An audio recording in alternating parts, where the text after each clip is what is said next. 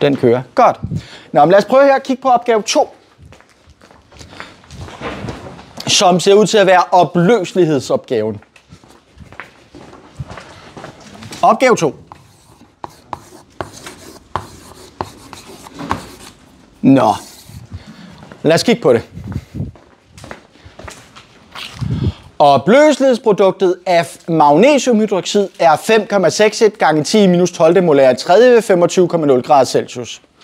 Okay, men ikke vi skal bruge den oplysning på et eller andet tidspunkt. Opskriv opløselighedsligevægten for magnesiumhydroxid samt udtrykket for opløselighedsproduktet. Den minder på mange måder om den forrige spørgsmål A, i og med at i det forrige spørgsmål A, der skulle vi opskrive et udtryk for en reaktionsbryg, og det her det er lidt det samme. Men vi får lige ved at vide, at vi også lige skal opskrive opløselighedsligevægten. En opløselighedsligevægt, det er altid sådan, at man skriver det faste stof til venstre, og ionerne ude i opløsningen til højre. Så når jeg skal opskrive opløselighedsligevægten for magnesiumhydroxid, lad mig gøre det.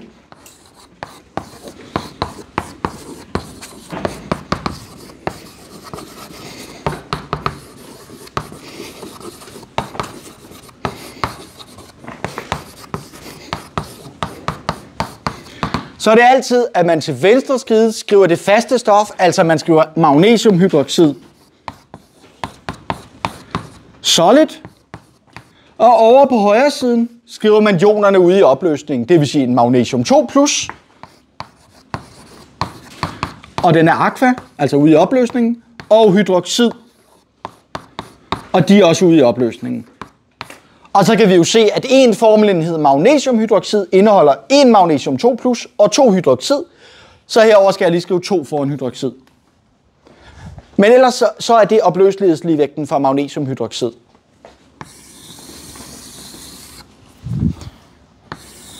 Den får lige 2 streger. Og så skal vi også opskrive udtrykket for opløselighedsproduktet. Og det gør man med udgangspunkt i reaktionsskemaet. Så selv hvis opgaven ikke havde bedt jer om reaktionsskemaet, så ville jeg stadigvæk synes, man skulle skrive det ned. Her beder den bare også om det for at hjælpe os på vej mod at opskrive udtrykket for opløselighedsproduktet. Lad mig skrive ned. Udtryk for opløselighedsprodukt.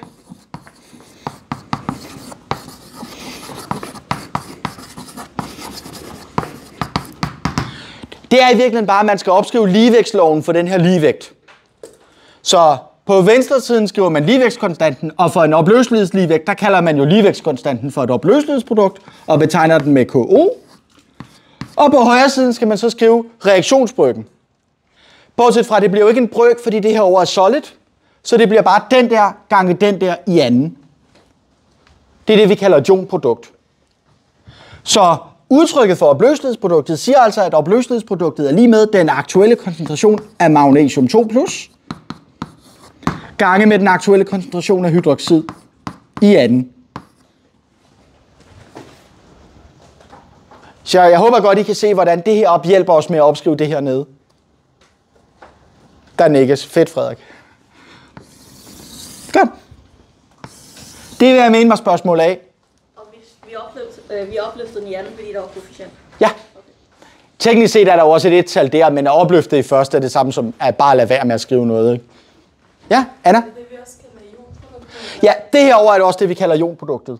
Og ved ligevægt, så er ionproduktet så lige med opløselighedsproduktet. Det svarer jo til at ved en normal reaktion, så ved ligevægt, så er reaktionsbrøken lige med ligevægtskonstanten.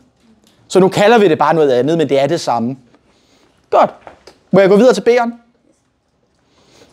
Der er folk, der siger ja. Det tager jeg som et ja. B. Nå. Lad os se, hvad der står.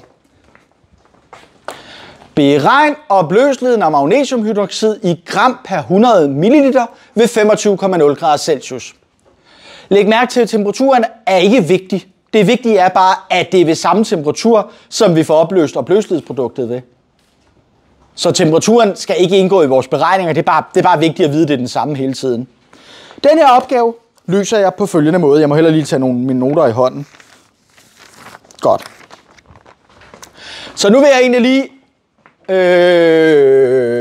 skrive reaktionsskemaet ned igen. Hvis jeg havde været smart, så havde jeg efterladt plads, så jeg kunne skrive noget under det. Det har jeg ikke gjort her, så jeg bliver lige nødt til at skrive det ned igen.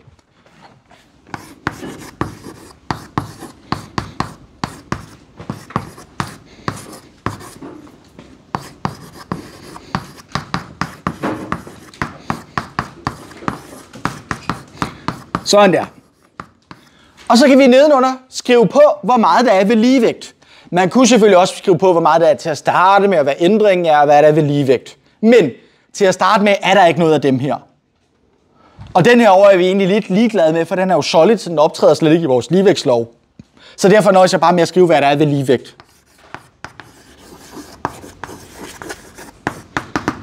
Og igen, det er lige meget, hvad der er den der, fordi den er solid. Så jeg skal bare skrive noget der, og jeg skal skrive noget der. Og vi kan jo se, at de bliver dannet i forholdet 1 til 2. Så hvis jeg siger, der er x af den her, så skal jeg skrive 2x her. Så kan jeg jo så tage det her og indsætte op i udtrykket heroppe fra før.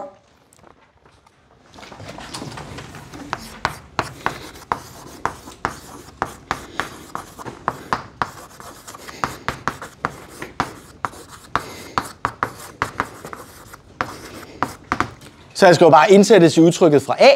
Udtrykket fra A, det var jo, at opløselighedsproduktet, det var lige med den aktuelle koncentration af magnesium, 2+, gange med den aktuelle koncentration af hydroxid i anden. Nu kan jeg så indsætte i den ligning, fordi opløselighedsproduktet, der får vi jo en talværdi at vide.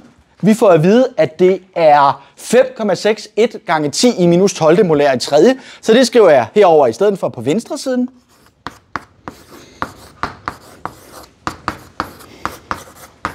Var det rigtigt skrevet ned? Det kunne godt se sådan ud, ja. Og over på højre siden, jamen der stod der jo i det generelle udtryk den aktuelle koncentration af magnesium 2+. Og heroppe i mit reaktionsskema kan jeg jo se, at jeg i stedet for det skal skrive x. Så i stedet for den der skriver jeg x. Og i stedet for hydroxid, der skriver jeg 2x. Og så skal den vist bare sættes i anden. Er I enige? Ja, yeah, it's a trap. Man skal lige huske parentesen der. Og så får man jo en ligning med en ubekendt. Det herovre, det er en ligning, og den eneste ubekendte, det er x'et. Så nu kan vi løse for x. Man kunne teknisk set godt løse den i hånden, fordi det er en meget simpel tredjegradsligning. Men jeg er bare doven. Eller også kan man sige, at jeg godt kan lide at bruge den samme metode, hver gang jeg skal løse ligninger. Jeg går bare lige over og kaster det efter Mabel. Så lad os lige gøre det herover. Så jeg sletter lige det der fra før, og så skriver jeg solve. Og hvad var det ligningen hed? Jo, den hed 5,61 gange 10 i minus 12 molær i tredje er lige med x gange parentes 2x i anden, og jeg vil gerne løse det for x. Så det er ikke meget rimeligt ud, det der. Der nikkes. Godt.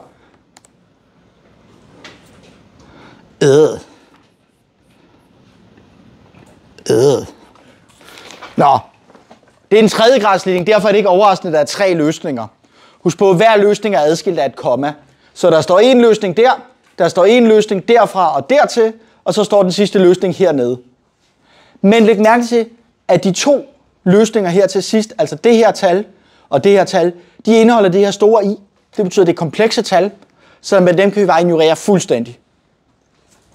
Så der er altså kun en eneste reel løsning på ligning, og det er den her op. Så det er bare den, jeg nøjes med at skrive ned. Så jeg får altså et x, det kan jeg måske godt skrive i samme linje. Jeg får altså et x er lige med, og hvad var tallet? 0,000112.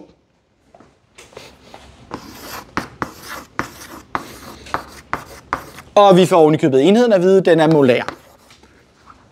Giver det mening?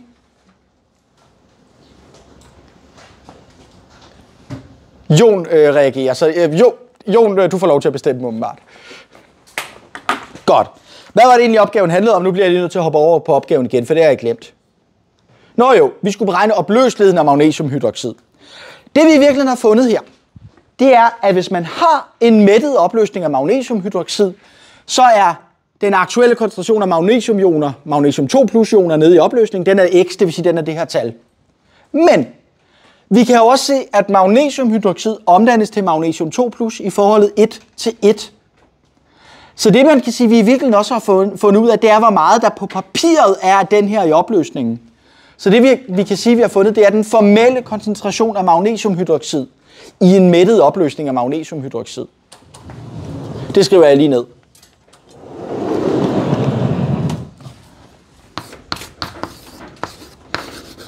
formel koncentration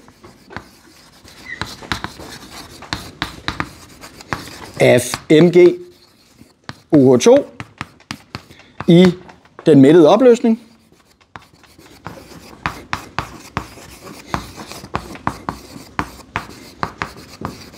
Og det er den, vi kalder C, så jeg skriver C af parentes MgOH2. Den er altså X, det vil sige, den er 0,000112 molær. Godt. Det her, det er også opløseligheden, vi har fundet. Det er bare opløseligheden angivet i molær, det vil sige angivet i mol per liter. Vi skal jo angive opløseligheden i gram per 100 ml. Så vi skal lave om fra mol til gram, og det gør man jo ved hjælp af molarmassen. Så vi skal finde molarmassen for vores stof. Den udregning har vi lavet mange gange. Lad mig alligevel skrive det ned, bare lige for at vise mellemregningen, hvordan man kan skrive det ned. Jeg bliver lidt rundt på tavlerne.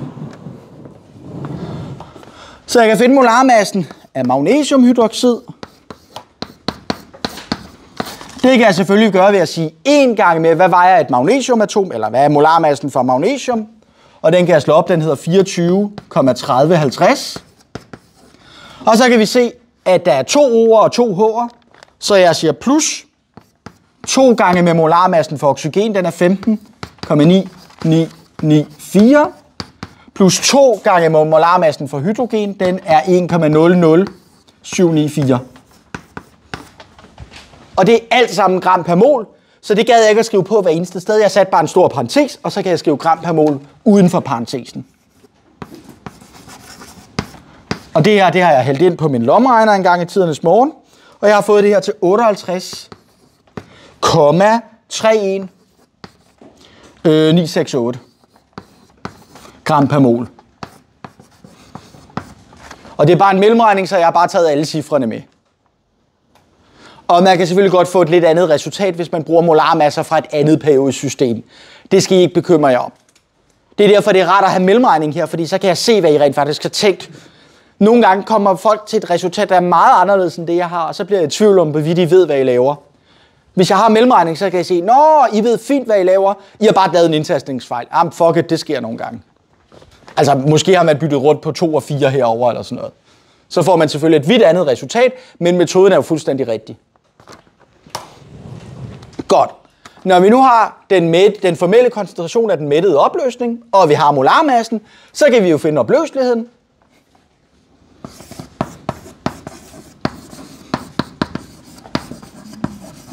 Så jeg skriver ned, at opløseligheden er.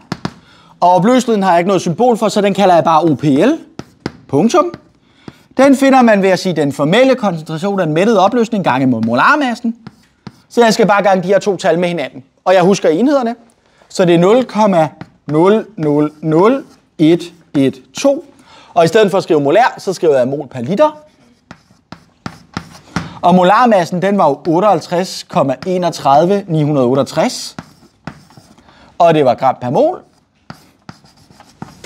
Og grunden til, at jeg skrev molær ud som mol per liter, det er, at nu kan vi se, at nu går mol ud med mol. Og tilbage står der gram per liter. Og jeg har regnet de her 2 tal sammen. Jeg får det til 0,00653 gram per liter. Men vi blev bedt om at angive det i gram per 100 ml. 100 ml er jo 10 gange mindre end en liter, så jeg skal bare gøre massen 10 gange mindre. Og det gør jeg bare lige ved at flytte kommet en gang. Så jeg kan skrive det her som 0,000653. Og så er det gram per 100 ml. Eller jeg kunne selvfølgelig også lave det om til milligram.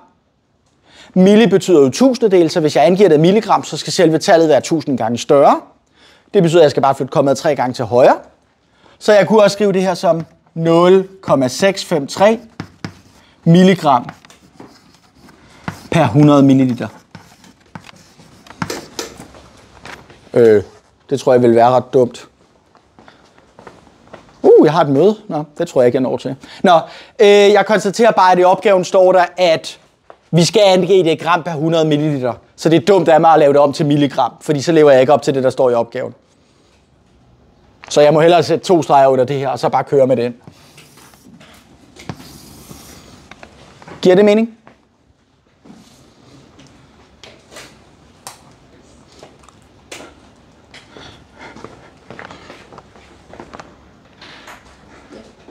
Tak. Godt. Så kommer der lige pludselig noget nyt. Det er ikke noget, jeg har set så ofte. Ej, jeg bliver irriteret over den dismisser jeg altså lige.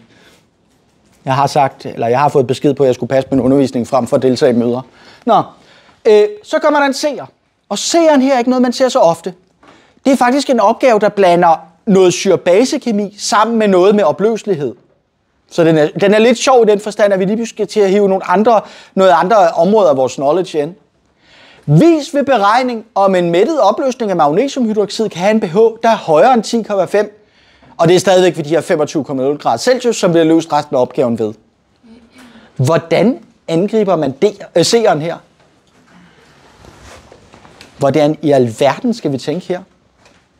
Viggo? Ja. pH handler jo noget om oxonium, men det handler også noget om hydroxid, ikke? Og vi har jo faktisk vist ved reaktionsskemaet heroppe, hvordan det rent faktisk bliver dannet hydroxid. Så det er nok den fornuftige vej at gå. Jeg kan lige skrive C. Hvis jeg lige tager tavlen nedefra og op, så kan vi jo se, at det her reaktionsskema hernede, at X'et, det er den aktuelle koncentration af magnesium 2 plus nede i opløsningen. Men 2X'et, det er den aktuelle koncentration af hydroxid nede i opløsningen. Og vi kender jo X'et, det fandt vi jo her. Så det betyder faktisk, at vi allerede har lavet meget forarbejde. Vi kan næsten, uden at lave nogen beregninger, finde ud af, hvor meget hydroxid, der aktuelt set er nede i opløsningen.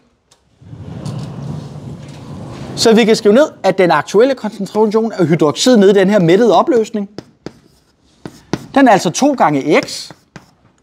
Det vil sige 2 gange med det her tal 0,000112 molær.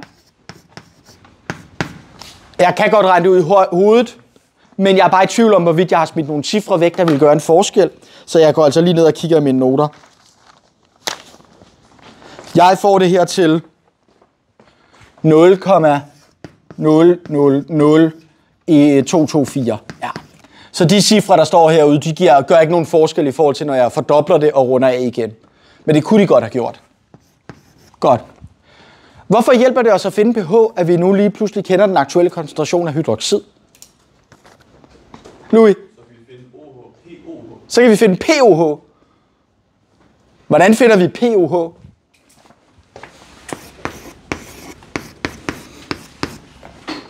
På. Tanja? Ja.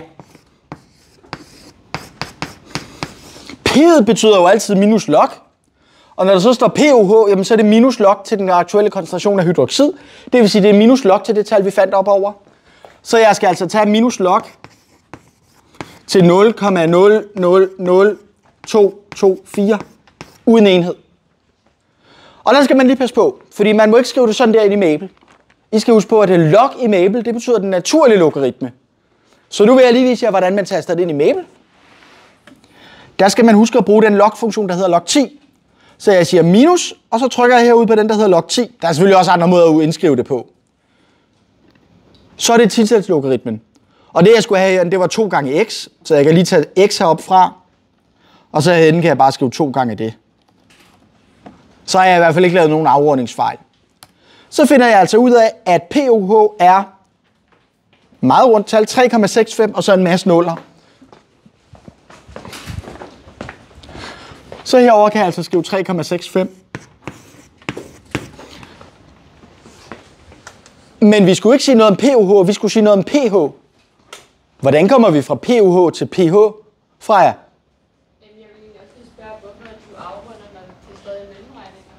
Det er bare for, at jeg gider jo ikke at skrive uendelig mange cifre ned. Jeg er nødt til at afrunde på en eller anden måde, når jeg skriver det på tavlen, ikke? Maple afrunder også. Der er jo faktisk i virkeligheden flere cifre heroppe. Den har bare valgt at terminere det efter et vist antal cifre. Det kan man ændre op i indstillingerne. Som udgangspunkt tager den bare 10 cifre med, men det er jo også stadigvæk en afrunding. Og det bliver man uværligt nødt til. Nå, mit spørgsmål går på, hvordan kommer jeg fra POH over til pH? Ja? Du tager 14 minus 3,5. Lige præcis. Vi udnytter, at pH plus PUH altid giver PKV. Og PKV er ved 25 grader, de har 14,00. Så det betyder altså, at vi kan altid finde pH ved at sige PKV minus PUH. Så vi skal i det her tilfælde sige 14,00 minus 3,65. Og det tror jeg godt, jeg kan klare i hånden. Det giver 10,35. Ikke? Tak. Nu ødelagde du det for mig, Ånd. Ja. Jeg var ved at nå frem til det. Så 10,35. Hov, der skal ikke 2 streger under. Fordi opgaven bad os ikke om at finde pH. Og opgaven sagde faktisk noget andet. Hvad var det, der stod over i spørgsmålet? Det var ikke det. Det var... Der. Vis ved beregning, om en mættet opløsning af magnesiumhydroxid kan have en pH, der er højere end 10,5. Hvad konkluderer vi?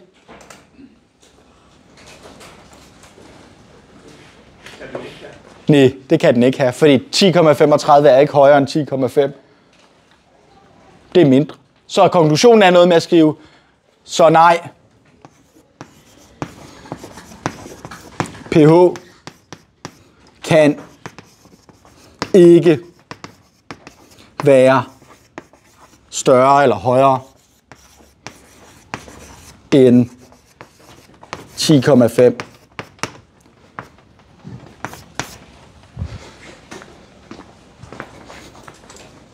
Altså, til nøds, det der er svært i den her opgave, det er det her med at udregne pH. Den sidste ordkonklusion herover, det er altså ikke det, der er vigtigt. Det er i hvert fald ikke det, der er vigtigst.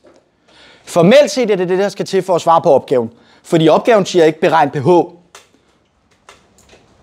Men det er det, der er det svære i opgaven. Det sidste her, det var i virkeligheden bare at sammenligne det der tal med det der tal. Det vil jeg ikke mene bør udgøre den store udfordring. Godt.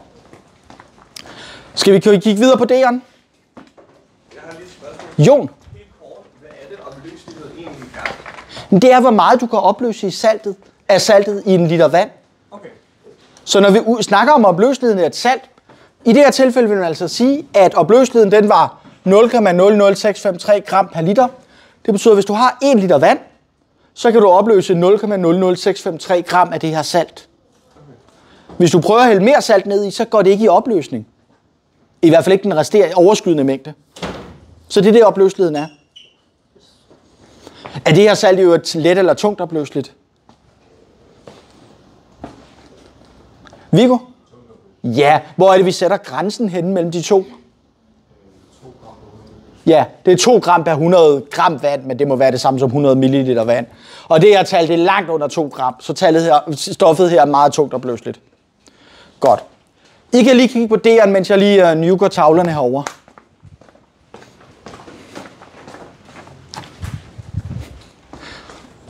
Wow, vi har kun brugt 2 tavler på de 3 spørgsmål. Nå, lad mig viske ud.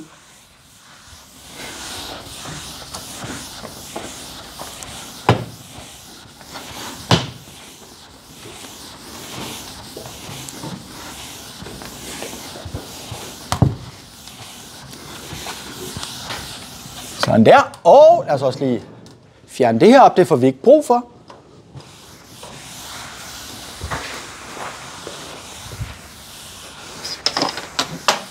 Fuck.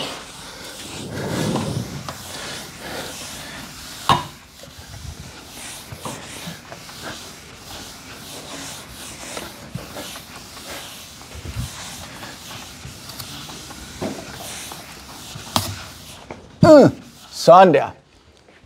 Og jeg skal lægge den herover, så jeg ikke sviner alle mulige andre steder. Nå, vi er nået til opgave, eller spørgsmål D. Den kan godt være, at den er lidt længere, men jeg vil sige, at jeg har også sparet noget tid på den første del af opgaven her, så jeg har noget tid at bruge hernede. 7,50 ml 0,0100 molær magnesiumklorid blandes med 4,00 ml 0,0200 molær natriumhydroxid. Wow. Det prøver jeg altså lige at skrive ned. Og jeg prøver lige at skrive det ned på en lidt mere kompakt form. Det behøver jeg selvfølgelig ikke at gøre. Det er bare mig, der godt kan lide lige at have oplysningerne stående, når jeg løser min opgave. Så hvordan har jeg formuleret mig her? Nå jo, det jeg har gjort, det har jeg skrevet ned, at jeg blander følgende to opløsninger.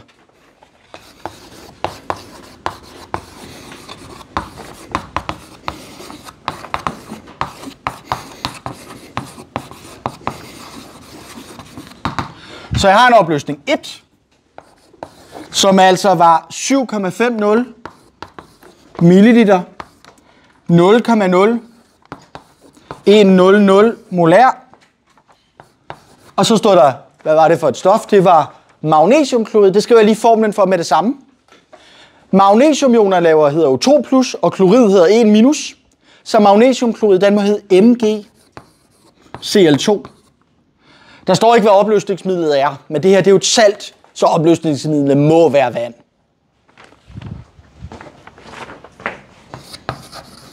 Sådan der. Og opløsning nummer 2, den anden ting, jeg hælder sammen, det er 4,00 milliliter. Og så er det 0,0200 molær. Natriumhydroxid, er det ikke det, der står? Jo, natriumhydroxid, den har vi mødt før, den hedder jo NaOH. Og den er også i vandig opløsning. Så det er de her to ting, vi blander sammen. Okay, og så får vi at vide, at vi skal vise ved beregning, om der dannes bundfald ved sammenblandingen. Hvis der dannes bundfald, hvad er det så bundfaldet består af?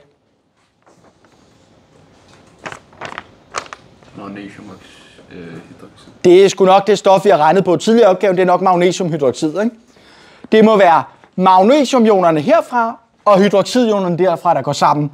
Fordi natriumklorid er jo letopløseligt. Det bliver aldrig dannet som et bundfald. Altså, så skal koncentrationen være absurd høj. Det er den ikke her. Godt. Måden man afgør det her på, om der bliver dannet bundfald, det er, at man udregner ionproduktet, og så undersøger man, om ionproduktet er større end opløselighedsproduktet. Og for at kunne udregne ionproduktet, så skal vi jo kende de aktuelle koncentrationer af de to ioner, der går sammen i saltet. Så vi skal kende den aktuelle koncentration af magnesium, 2+, og vi skal kende den aktuelle koncentration af hydroxid. Og vi kan ikke bare bruge de her tal, fordi når vi blander dem sammen, så fortynder vi jo. Jeg vil gøre det på følgende måde.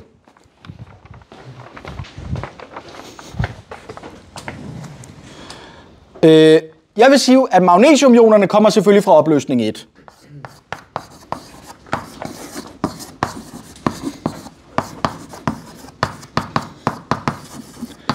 Fordi når vi har magnesiumklorid, så giver den jo magnesiumioner og 2 klorid. Det betyder, at jeg kan finde stofmængden af magnesiumioner, jeg har taget ved at regne på den her opløsning herop. Så jeg kan finde stofmængden af magnesium 2+. Jeg kan jo se af mit reaktionsskema her, at hver gang jeg har en magnesiumklorid, så har jeg også en magnesium 2+. Så de to må have samme stofmængde. Så jeg kan sige, at stofmængden af magnesium 2+, det er det samme som stofmængden af magnesiumklorid. Og den kan jeg jo finde i og med, at jeg kender dens koncentration og dens volumen. Så jeg kan bare gange de her to tal sammen. Jeg skriver lige ned, at jeg altså ganger C med V for at finde N. Det vil sige, at jeg skal sige 0,0100 molær gange med 7,50 milliliter.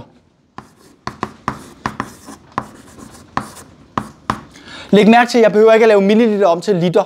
Vi har set det før, at når man siger mol per liter gange med milliliter, så går liter ud med liter, og så står der millimolær tilbage. Jeg kan heldigvis godt gøre det her i hånden, eller uden at bruge lommeregner, for jeg skal bare gange med en 100. del, det vil sige, at jeg skal flytte kommaet 2 gange til venstre. Så det må give 0,0750 millimol. Det er altså så stor en stofmængde af magnesiumioner, jeg har taget. Jeg kan lige gøre det samme med den anden ion, som er altså fra hydroxidet. Så jeg kan lige skrive ned, at fra 2, altså opløsning 2, fås OH-. Fordi natriumhydroxid jo går i stykker og danner en natrium 1+ og en hydroxid.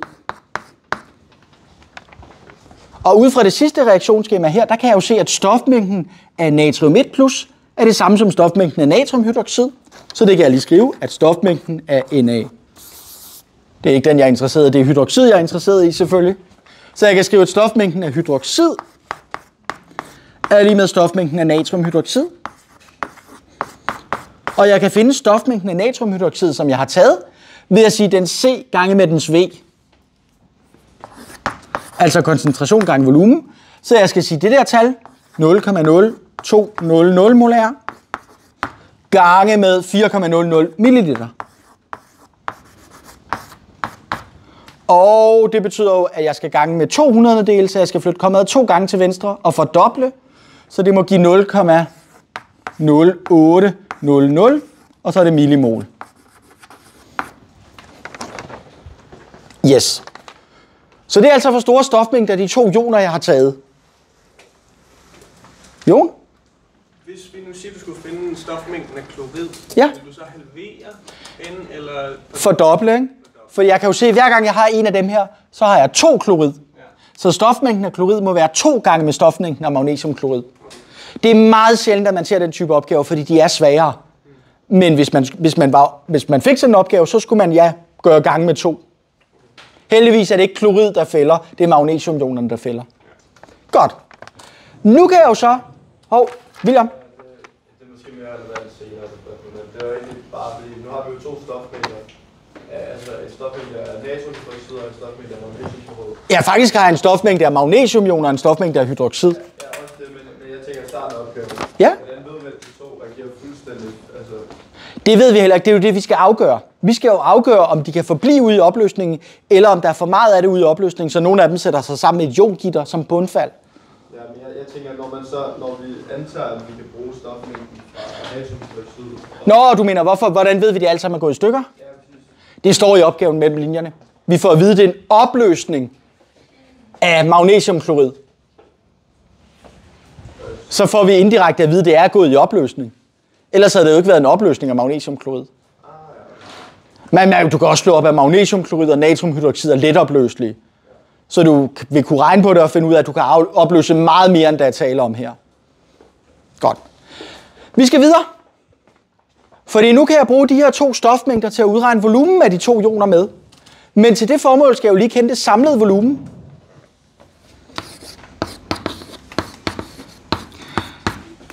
Der gælder normalt ikke det med, at man kan lægge volumener sammen.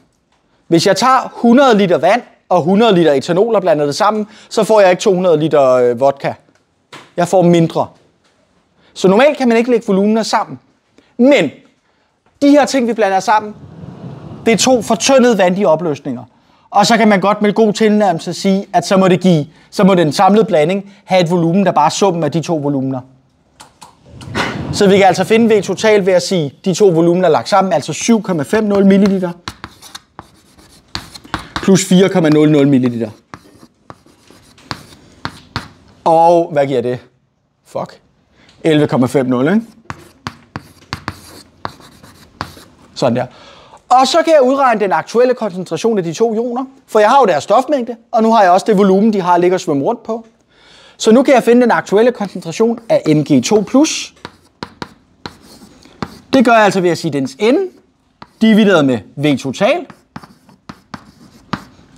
Og N'et, det var jo det, vi udregnede deroppe, det var 0,0750 millimol.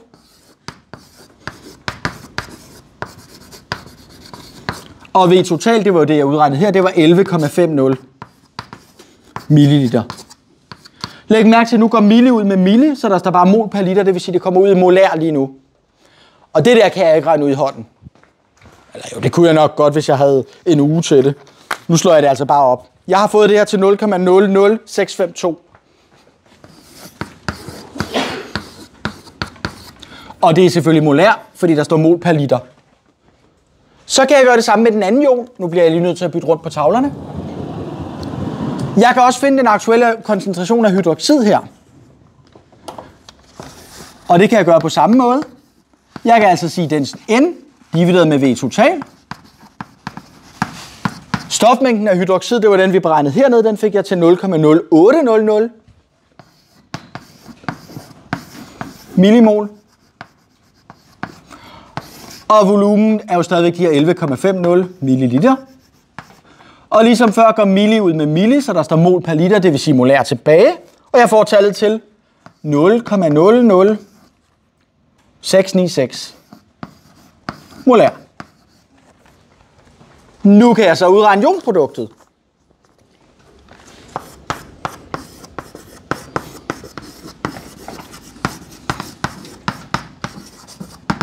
Ionproduktet, det er det, man kan kalde Y, hvis man gerne vil have et symbol.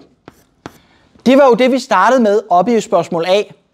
Ionproduktet for det her salt, det var jo det, man fandt ved at kigge på, reaktionsbryggen for opløselighedsligevægten. Så ionproduktet, det var noget med at tage den aktuelle koncentration af magnesium 2+,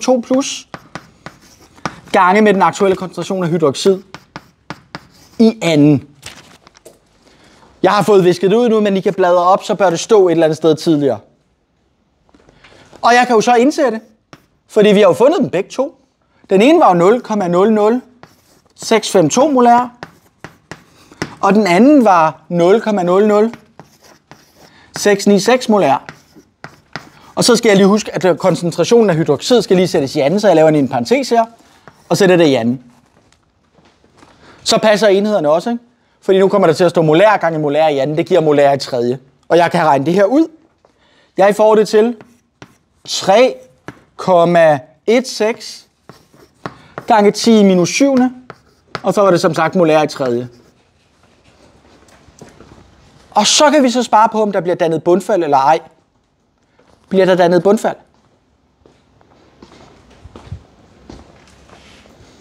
Og Ja, fordi det er større end 2. ja, pas på, du sammenligner med, om det er tungt eller let opløseligt. Og der er det noget med gram per 100 ml. Den der hedder jo ikke gram per 100 ml. Den hedder noget med molær i tredje. Det er noget meget andet. Hvad er det, vi skal sammenligne ionproduktet med? Vi skal sammenligne det med opløselighedsproduktet. Hvad var opløselighedsproduktet? Betydeligt mindre. Betydeligt mindre. Så ionproduktet er altså det største. Så vi kan skrive ned, da Y, altså ionproduktet, er større end opløselighedsproduktet. Hvad så? Så er der en hel masse bundfald. Ja, så bliver der dannet bundfald.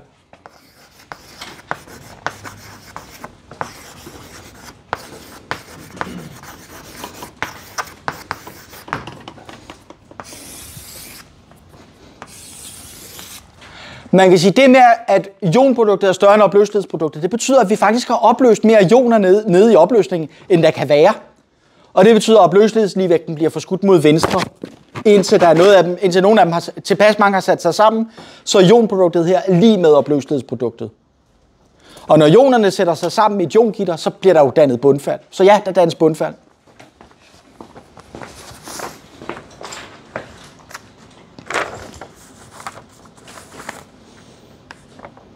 Godt. Det var opgave 2. Ja, Christina? Man spørger om det der med bundfald. Hvordan skal vi så vide, om vi skal se på magnesiumhydroxid eller natriumklorid? Altså, jeg tænker, det er lidt en giveaway, at vi heroppe har kigget på magnesiumhydroxid. Og desuden ved du, at natriumklorid er letopløseligt. Sådan uansett mængden med vand, eller? Hvad siger du? Sådan uansett dens koncentration? Nej, ikke uanset. Man kan godt få lavet fældningsreaktioner med natriumklorid, men så skal man have meget, meget, meget store koncentrationer. Så det skal være antaget at... Ej, jeg vil ikke sige, det er en urimelig antagelse. Du ved godt, at det er natrium og klorid giver til sammen noget letopløseligt, så det er nok ikke det, der udfældes. Hvis der udfældes noget, er det nok den anden kombination, nemlig magnesiumhydroxid. Det var også tilfældigvis den, vi regnede på heroppe. Jeg tror ikke, det er et tilfælde.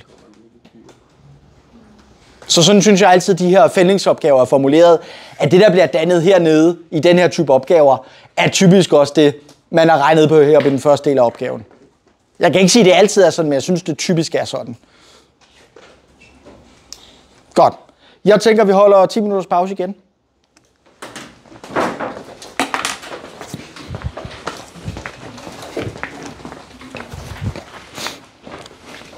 Og den kører stadigvæk.